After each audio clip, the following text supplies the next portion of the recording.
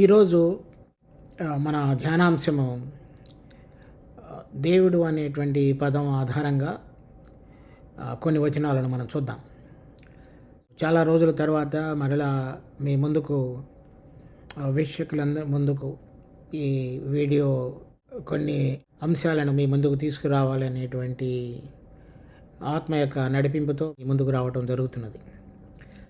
ఈసారి మాట్లాడబోయేటువంటి అనేకమైన అంశాలలో మొదటిగా దేవుని యొక్క నామములకు కలిగినటువంటి అర్థాలు, తర్వాత అర్థానికి తగిన విధంగా దేవుడు ఏ విధంగా దేవుని వాక్యంలో తను తాను ప్రత్యక్షపరుచుకున్నాడో, దాని తర్వాత ఈ మనుష్యుడు సృష్టించుటలో కలిగినటువంటి దేవుని యొక్క ఉద్దేశాన్ని తెలియపరుస్తూ కొన్ని అంశాలు, తర్వాత పడిపోయినటువంటి మనుషుడు పడిపోవటానికి కారణమైనటువంటి పాపము, దాని వలన కలిగినటువంటి ఈ అనేకమైనటువంటి నష్టాలు, వాటిని తిరిగి పునరుద్ధరించడానికి దేవుడు మన పక్షంగా కలిగిన సంకల్పాలు నెరవేర్చుకునే విధంగా చేసినటువంటి గొప్ప రక్షణ కార్యము అనేటువంటి అంశాలు వరుసగా ఈ క్రమంలో మనం కొన్నిటిని ధ్యానించడం ద్వారా చూద్దాం. ఈరోజు మొదటిగా ఆదికాండం 1వ అధ్యాయం 1వ వచనంలో చెప్పబడినటువంటి ఆది యందు దేవుడు భూమి ఆకాశమును సృజించెను అని చెప్పబడినటువంటి మాట. ఈ ఆది యందు దేవుడు భూమి ఆకాశమును సృజించుట అనే అంశంలో దేవుడు అనేటువంటి మాట ఏదైతే పలకబడినదో రాయబడినదో అది హెబ్రీ భాషలో ఎలోహిం అనేటువంటి మాటగా రాయబడినది. దానిలో పలకబడినటువంటి మాటకు అర్థం ఏమిటి అంటే, ఆ ఎలోహింలో ఉన్నటువంటి మొదటి 2 అక్షరాలు ఎల్ అనే మాటకు అర్థం ఏంటంటే శక్తి. ఎలోహిం అనగా శక్తిని బయలుపరుస్తున్నటువంటి దేవుని యొక్క సృష్టికర్త అని అర్థం. సృష్టికర్త ద్వారా ఆయన యొక్క శక్తిని లేక సృజనాత్మక శక్తిని మనం చూడగలిగినటువంటి విధంగా ఉన్నటువంటి ఆ నామమునకు అర్థమైనది. ఈ బైబిల్ గ్రంథంలో 2500 సార్ల కంటే ఎక్కువగా రాయబడి ఉన్నది. ఈ పదం ఎక్కడ వచ్చినప్పటికీ కూడా ఆయన యొక్క అపరిమితమైనటువంటి శక్తిని బయలుపరుస్తూ, తర్వాత ఆయన సృజించుట లేక సరైన విధంగా లేని వాటిని పునరుద్ధరించుట ద్వారా జరిగించబడినటువంటి కార్యాన్ని తెలుపుచున్నటువంటి ఆయన యొక్క బలాన్ని, శక్తిని గురించి మాట్లాడుతున్నది ఆ నామం. ఆ నామమునకి తగిన విధంగా ఆదికాండం 1వ అధ్యాయం 1వ వచనంలో మనం చూసినట్లయితే దేవుడు ఆది యందు భూమి ఆకాశములను సృజించును అని వ్రాయబడినది. ఈ సృజించును అనే మాట హెబ్రీ భాషలో తీసుకుంటున్నప్పుడు బారా అనేటువంటి మాటగా వాడబడింది. బారా అనేటువంటి మాట అంటే అంతకు మునుపు లేనటువంటి పదార్థముల చేత నిర్మించబడిన దానికి వాడబడేటువంటి మాట అయినది. అది అనగా ఈ ఆకాశము భూమి సృష్టించడానికి మునుపు ఏవైతే ఇప్పుడు మనకు కనబడుతున్నటువంటి నేల మీద ఉన్నటువంటి మట్టి కానీ, ఆకాశంలో ఉన్నటువంటి విషయాలు కానీ ఏవి కూడా అంతకు ముందుగా ఉన్నటువంటివి కావు. దేవుడు సృష్టించినప్పుడు అంతకు మునుపు లేనటువంటి పదార్థాల చేత దేవుడు ఆకాశమును భూమిని సృజించున్నాడు. అందుచేతనే ఆయన నామము ఎలోహిం అనగా అవి లేని వాటిలో నుంచి సమస్తమును కలుగు చేయగలిగినటువంటి సామర్థ్యాన్ని తెలియపరుస్తున్నటువంటి నామమైనది అది. అందుచేత ఇప్పుడు మనం కనుక చూసినట్లయితే ఈ విషయానికి చూస్తూ హెబ్రీ పత్రిక 11వ అధ్యాయంలో చూడండి. హెబ్రీ పత్రిక 11వ అధ్యాయం 3వ వచనం, ప్రపంచములు దేవుని వాక్యము వలన నిర్మాణమైనవనియు అందును బట్టి దృశ్యమైనవి కనబడేటి పదార్థముల చేత నిర్మించబడలేదనియు విశ్వాసము చేత గ్రహించుకొనుచున్నాము. ప్రపంచములంటే ఒక భూమి మాత్రమే కాదు, భూమి ఆకాశములు వాటిలో నిలబడి ఉన్నవన్నీ కూడా మనము విశ్వాసము చేత దేవుని వాక్యం వలన నిర్మాణమైనవనియు, దేవుని వాక్యం వలన నిర్మాణమైనవి అనగా దేవుని యొక్క మాట చేత, ఆయన ఆజ్ఞ చేత లేక ఆయన యొక్క ఆత్మ చేత సృష్టించబడినవని అర్థం. విశ్వాసం వలన అవి కనబడే పదార్థముల చేత మనము సృష్టించబడలేదని మనం గ్రహించుకుంటున్నాము. అనగా అంతకు మునుపు ఉన్నటువంటి వాటిని దేవుడు ఈ భూమిని ఆకాశములను లేక ప్రపంచములను ఒక మాటలో చెప్పాలంటే సృజించినప్పుడు అవి ఉన్న వాటి చేత ఆయన నిర్మించలేదు. వాటిని ఉన్న పదార్థముల చేత నిర్మించలేదు. తర్వాత ఇక్కడ మనం చూసిన ఆదికాండం 1వ అధ్యాయం 1వ వచనంలో దేవుడు ఆకాశమును భూమిని సృజించున్నాడని రాయబడినది. ఇదే మాట జకర్యా గ్రంథం 12వ అధ్యాయం 1వ వచనం. దేవోక్తి ఇశ్రాయేలీయులను గూర్చి వచ్చిన యెహోవా వాక్కు. ఆకాశమండలమును విశాలపరిచి భూమికి పునాది వేసి మనుషుల అంతరంగములో జీవాత్మను సృజించు యెహోవా సెలవిచ్చున్నదేమనగా, ఆయన ఆకాశమండలమును విశాలపరిచి, అనగా ఈ పైన ఉన్నటువంటి ఆకాశాన్ని, తర్వాత భూమికి పునాది వేసి, ఈ రెండు విషయాలను కూడా జరిగించేటువంటి వాడుగా ఉన్నాడు. సో భూమి ఇక్కడ ఉండటానికి కావలసిన విధంగా పునాది వేయటం, ఆకాశమును తర్వాత విశాలపరిచి అక్కడ అది స్థిరంగా ఉండగలగడానికి కావలసిన విధంగా చేయటం, ఈ రెండిటిలో ఉన్నటువంటి ఈ రెండిటి నిర్మాణంలో దేవుని యొక్క బలమైనటువంటి శక్తిని మరి కనబడుతున్నది. తర్వాత ఈ రెండిటికి కలిపినటువంటిదిగా ఇక్కడ పునాది వేసి మనుషుల అంతరంగంలో జీవాత్మను సృజించుదేవా, అనగా మనుషుని సృజించినప్పుడు అతనిలో ఉంచబడినటువంటి ఆత్మ ఈ భూమికి ఆకాశమునకు రెండుకి సంబంధించినదిగా ఉండగలిగేటట్లుగా చేసి ఉన్నాడు దేవుడు. దీని గురించినటువంటి అంశం తరువాత వీడియోల్లో మనం చూద్దాం. ఈ రోజున మన యొక్క ధ్యానాంశం కేవలము ఆకాశము అనే అటువంటి అంశం మీద మాత్రమే మనం చూద్దాం, మన యొక్క ఫోకస్. అలా చూసినప్పుడు ఇక్కడ మనం చూసినట్లుగా భూమి ఆకాశములను సృజించి ఉన్నాడనే విషయాన్ని మనం చదువుతున్నాం. దాని తర్వాత కనుక చూసినట్లయితే యోబు గ్రంథం 26వ అధ్యాయంలో 7వ వచనం, శూన్యమండలము పైన ఉత్తర దిక్కునున్న ఆకాశ విశాలమును ఆయన పరిచయం. ఏదైతే మనం ఆదికాండం 1వ అధ్యాయం 1వ వచనంలోనూ, జకర్యా గ్రంథం 12వ అధ్యాయం 1వ వచనంలోనూ చదివినట్లుగా యోబు కూడా అదే విషయాన్ని ధృవీకరిస్తున్నాడు. శూన్యమండలం పైన ఉత్తర దిక్కున ఆకాశ విశాలమును ఆయన పరిచయం, తర్వాత శూన్యము పైన భూమిని వ్రేలాడదీసను. ఈ రెండు విషయాలు జతగా ఉంచబడినటువంటి ఈ వాక్యంలో కూడా దేవుడు చేసినటువంటి పని, ఆయన యొక్క బలాన్ని శక్తిని బయలుపరుస్తూ ఈ ఆకాశ మండలాన్ని ఏ విధంగా ఆయన పరిచి ఉన్నాడో, భూమిని ఇక్కడ భూమి మీద పునాది వేసి ఉన్నాడు అనే విషయాన్ని మనం చూస్తాం. దాని తర్వాత సామెతలు 8వ అధ్యాయం 27వ వచనం నుంచి 28వ వచనం వరకు 2 వచనాలు, ఆయన ఆకాశ విశాలమును స్థిరపరిచినప్పుడు, మహాజలముల మీద మండలమును నిర్ణయించినప్పుడు నేను అక్కడ ఉంటిని. ఇది జ్ఞానము, అనగా మన ప్రభు అయిన యేసుక్రీస్తు ఈ విషయాలను మాట్లాడుతూ మనకు తెలియపరుస్తున్నాడు దేవునికి సృష్టిని గురించి. ఆయన ఆకాశ విశాలమును స్థిరపరిచినప్పుడు, మనం యోబు గ్రంథంలో ఆదికాండంలోనూ జకర్యాలోనూ సృష్టించుట అనేటువంటి అంశం మాత్రమే చదివాం. యోబు గ్రంథంలో ఆయన ఆకాశ విశాలమును పరిచను అని రాయబడినది. ఇక్కడ సామెతల గ్రంథంలో ఆయన ఆకాశ మండలమును స్థిరపరిచను అని రాయబడినది. ఈ విధంగా సృజించి దానిని విశాలపరిచి దానిని స్థిరపరిచినటువంటి దేవుడిగా మనము ఆయనను గురించి, దేవుని గురించి చదువుతున్నాం. ఆ నామానికి తగినటువంటి అర్థం అది. తర్వాత 28వ వచనంలో ఆయన పైన ఆకాశమును స్థిరపరిచినప్పుడు, ఆకాశ విశాలము, తర్వాత దాని కింద ఉన్నటువంటి ఇంగ్లీష్లో కనుక చూసినట్లయితే స్కైస్ అని రాయబడినది. అనగా ఇప్పుడు మనకు కనబడుతున్నటువంటి ఆకాశ విశాలం, పైన ఉన్నటువంటి ఆకాశము లేక పరలోకంలో ఉన్నటువంటి ఒక భాగము, దాని కింద ఉన్నటువంటి ఏ మేఘమండలంలో, ఈ రెండింటినీ కూడా దేవుడు ఈ ఆకాశములను సృజించినప్పుడు ఉన్నటువంటి భాగాలు ఈ సామెతలకర్త దైవావేశం వలన కలిగినటువంటి ఉపదేశాన్ని బట్టి ఇవి చక్కగా వివరిస్తున్నాడు. వాటిని పరచుట, స్థిరపరచుట అనేటువంటి అంశాలు కూడా ఆయన యొక్క బలాన్ని బట్టి మనం చూడగలుగుతున్నాం. దాని తర్వాత చూసినట్లయితే కీర్తనలు 139వ అధ్యాయం 7వ వచనం నుంచి, నీ ఆత్మ నుండి నేను ఎక్కడికి పోవుదును, నీ సన్నిధి నుండి నేను ఎక్కడికి పారిపోవుదును. కీర్తనకారుడు అనగా దావీదు 139వ కీర్తనలో దేవుడు సర్వాంతర వ్యాపి అయి ఉండి సర్వమును ఎరిగినవాడుగా ఉన్నాడనే విషయాన్ని మనకు తెలియపరుస్తూ, అతడు ఒకవేళ దేవుని యొక్క సన్నిధి నుంచి కనుక వేరే అయినటువంటి స్థలంలోనికి వెళ్ళాలని కోరినట్లయితే ఎక్కడికి తప్పించుకోలేడో అనేటువంటి అంశం మీద మాట్లాడుతూ ఈ కీర్తన 139వ అధ్యాయం 7-8 వచనాల్లో ఈ విధంగా మాట్లాడుతున్నాడు. నీ ఆత్మ నుండి నేను ఎక్కడికి పోవుదును, నీ సన్నిధి నుండి నేను ఎక్కడికి పారిపోదును. నేను ఆకాశమునకు ఎక్కినను నువ్వు అక్కడను ఉన్నావు, నేను పాతాళమందు పండుకొనినను నువ్వు అక్కడను ఉన్నావు.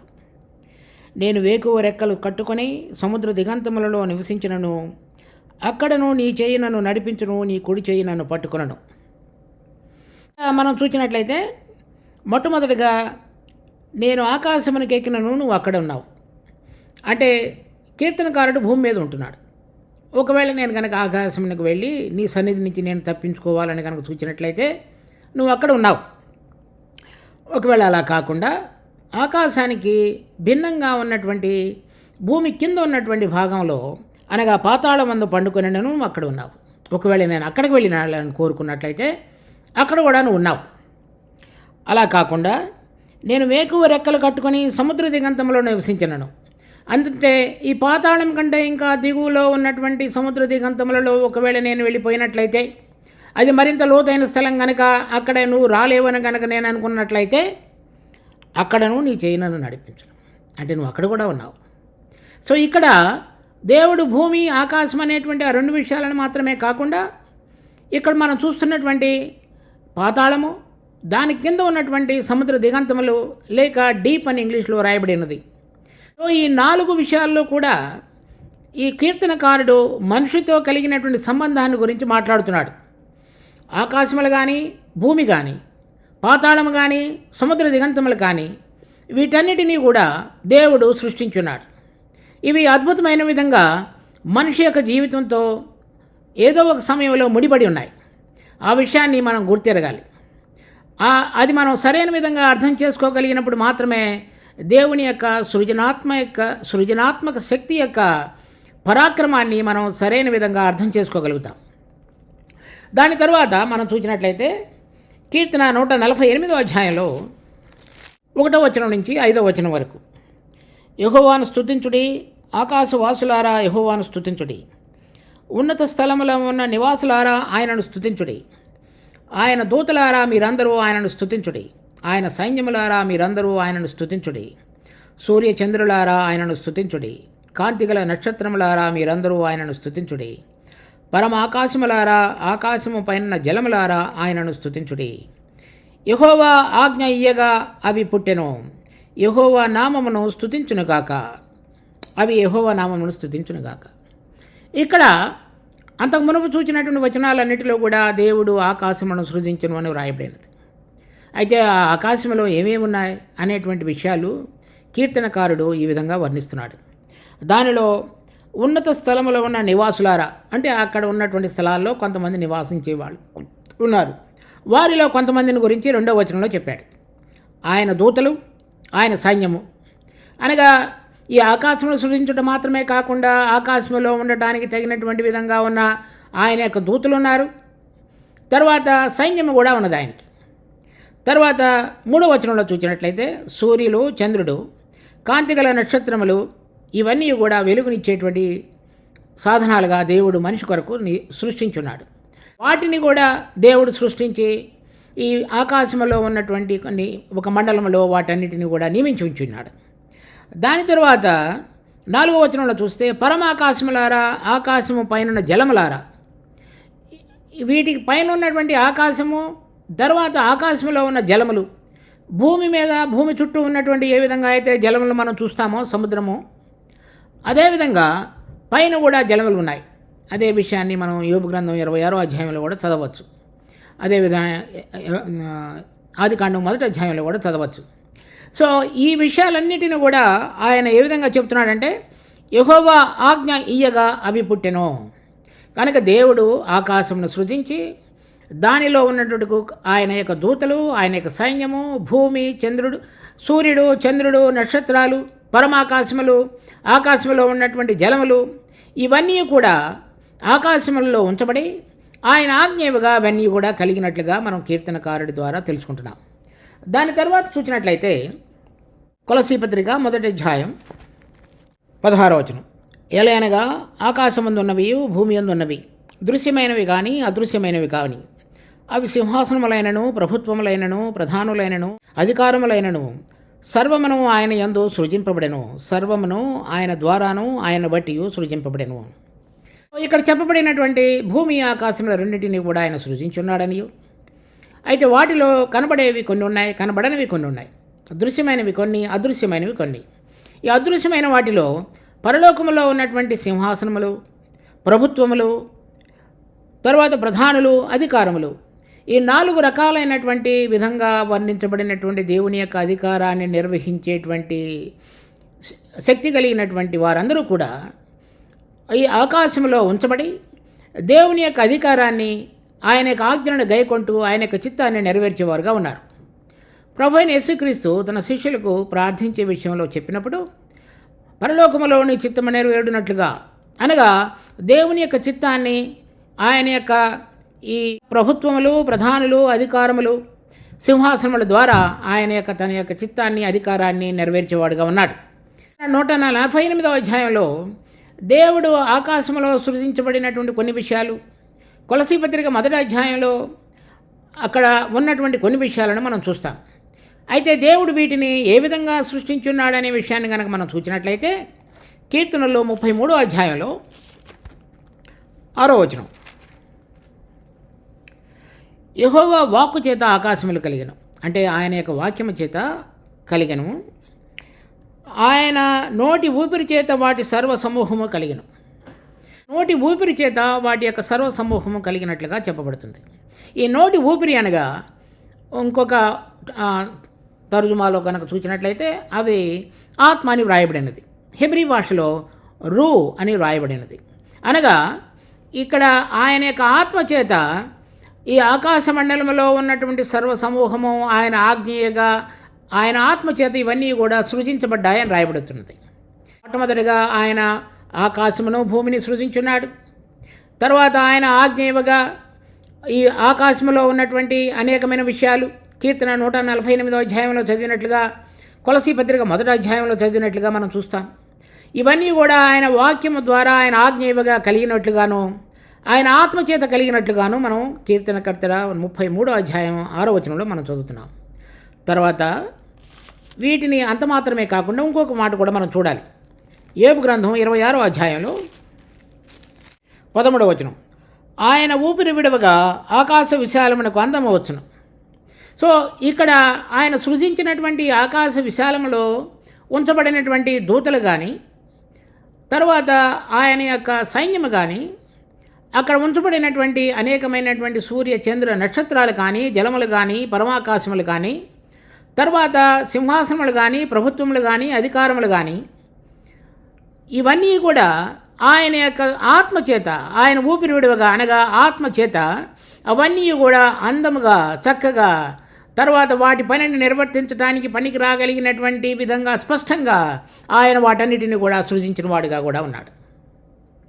వీటన్నిటిలో కూడా ఆయన వాటిని ఈ ఆకాశ విశాలమును పరచి, వాటిలో ఉన్న వాటిని సృజించి, వాటికి ఆత్మ ద్వారా పని చేయగలిగినట్లుగా చేసి, వాటికి అందాన్ని కలుగజేసి, ఆయన యొక్క రాజ్యాన్ని, ప్రభుత్వాన్ని పరలోకంలో నిర్వహించేటువంటి సృష్టికర్త అయినటువంటి ఎలోహిం, దేవుడు అనే నామమునకు తగినవాడుగా ఆయనను మనం దేవుని యొక్క వాక్యంలో చూస్తాం. అది ఆయన యొక్క పేరుకు తగినటువంటిదిగా ఉంది. దేవుడు ఈ వాక్యమును మనకు ఆశీర్వదించునుగాక. మా ప్రేమ కలిగిన తండ్రి, మీ యొక్క వాక్యాన్ని మాకు ఈ విధంగా మీ శక్తిని బయలుపరుస్తూ మీరు చేసిన కార్యములను చూడగలిగే విధంగా ఉంచినందుకు మీకు ఎంతో వందనాలు. దీన్ని మా కొరకే ఆశీర్వదించి మేము దీనిని ద్వారా లాభం పొందగలిగేటట్లుగా, ఈ అవగాహనలో మా జీవితాలు మీకు సమర్పించుకొని జీవించగలిగినట్లుగా కృప చూపించమని మా రక్షకుడు ప్రభువైన యేసు నామమున అడిగి వేడుకుంటున్నాము తండ్రి. ఆమేన్.